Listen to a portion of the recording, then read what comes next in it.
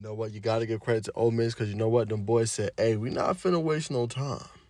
All right, Lane Kiffin, you do what you do. It is what it is.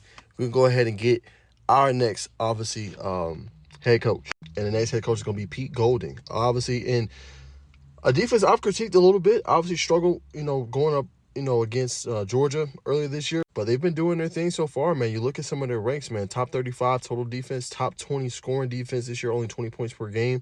So it's going to be a tough road because it's hard to replace a Lane Kiffin. But nonetheless, if you Ole Miss, you feel good that you were in the spot, that you were able to get somebody that was on staff at least. And he already said that he was staying.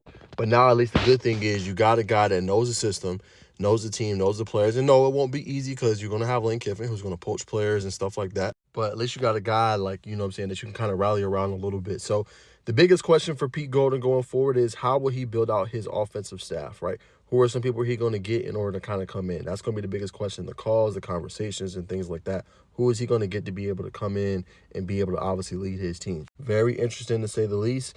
And like I said, it's hard to replace a mind like Lane Kiffin, who's obviously known for that side of the ball. So they're going to have to bring in some guys that can really help them with that. And they're going to have to recruit pretty hard, finish off this class. They just lost a recruit, a top safety.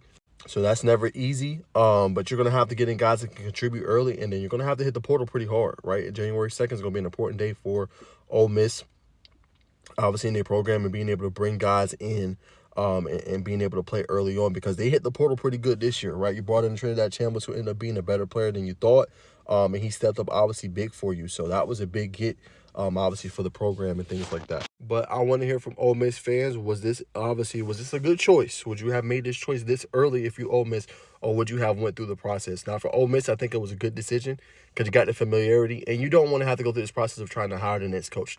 3 already came off the board today, as we talked about earlier, right? John Summer out of Florida, Alex Golich to Auburn, and then obviously Ryan Silverfield to obviously Arkansas. So some of the top group of 5 coaches came off the board. There ain't too many more prospects out there that's really good, right? Unless you think Brian Kelly, they probably don't want that at Ole Miss, humbly.